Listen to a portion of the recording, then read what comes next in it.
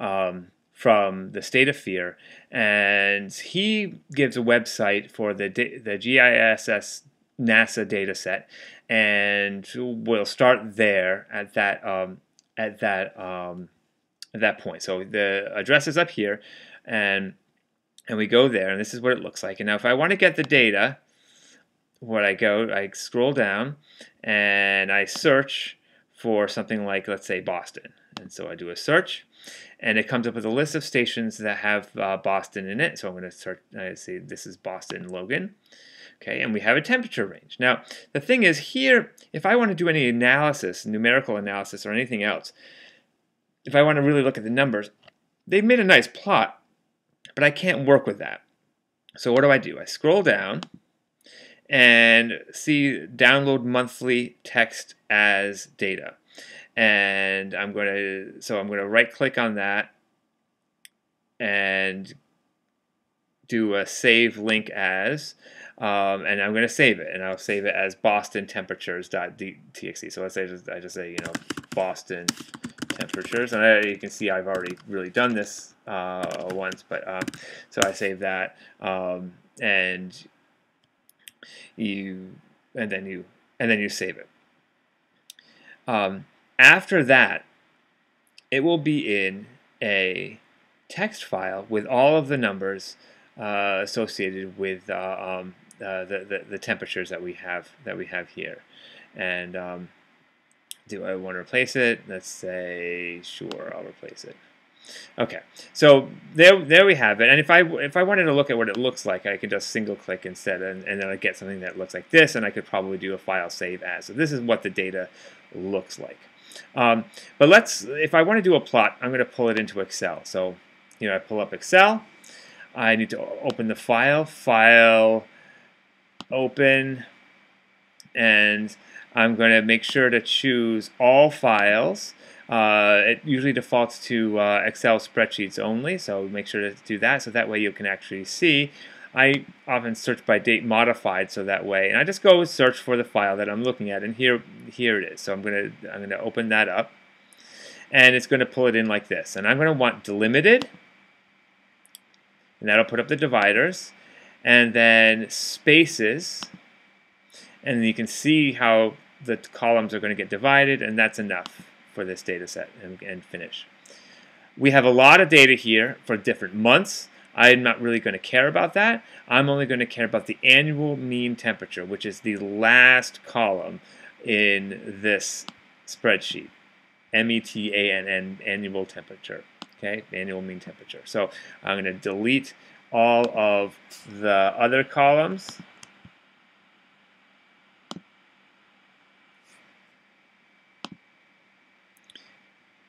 And I'm going to replace, I'm going to call that year, and I'm going to call this temperature,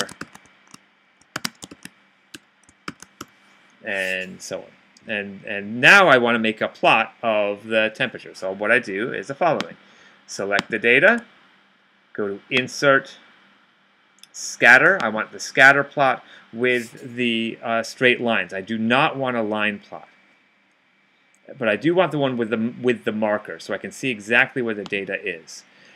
And I look at this plot, and it looks really strange. And the reason why it looks strange is that there are these two huge numbers, which are 999s, and this represents garbage data. So I had to need to go back into this data to find those. I find the easiest way to do that is to select the data, format it as a table, doesn't really matter which one it is, and then hit OK.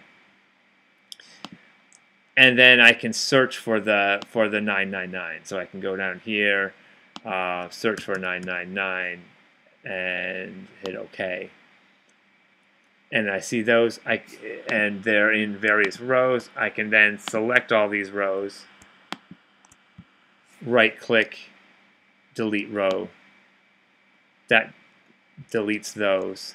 And then go back to the filtering for temperature and clear the filter. And now you see the plot starts looking at least a little bit better. It's still a bit of a mess, but it's a little bit better. So here's some cleanup that I always do. First of all, I like to move the chart to its own sheet. That makes it big. and already I like to go to the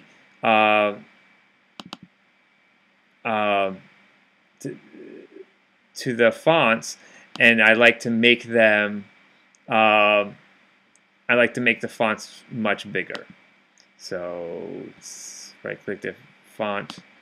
Sometimes it tells you, and let's put it up around 20. Okay, and that cleans it up a lot. I'm getting rid of the legend, which you don't need when you have only one data point. I'm going to get rid of the title. Actually, I'm going to replace the title with where I took the data from. Boston/Logan. Okay, and then what I want to do is I want to go under layout. I want to do the axis labels, axis titles, primarily horizontal axis. This is year. Yep. And the same thing for the vertical axis, rotated title, and temperature in Celsius. So that way we know what it is. The other thing is this data seems to occupy, because the limits, axis limits are a little crazy. So do the vertical axis, I want to look at other options, and I'm going to set the minimum. What does it look like? Somewhere around 7, say. Fixed at, let's say, 7. I shouldn't have to manually do this, but Excel is kind of dumb with that. Finally, I like to put a trend line on. So I do trend line. I always do more trend line options. Do linear. Always put the equation on the chart, or it means nothing. And I usually put the R² as well. But you always put the equation on the chart, and then move this over and get it out of the way. So pretty much what we have here, and my Windows machine is being a little slow. There you go. Is that the slope is telling us that this has gone up about it's positive, so it means it's increasing. It's gone up 0.013 or so degrees per year.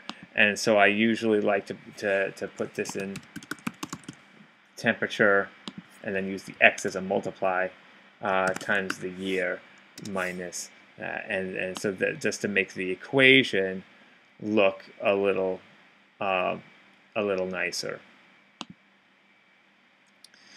So as an interpretation, we can say that that there has been an increase, and it's 0.013 degrees per year, or about 1.2 degrees per century, which you can kind of see in this chart. So that is how we can plot Michael Crichton's data, and then in order to reproduce what he did, but in addition to be able to do some analysis on it and to actually compare slopes that we see.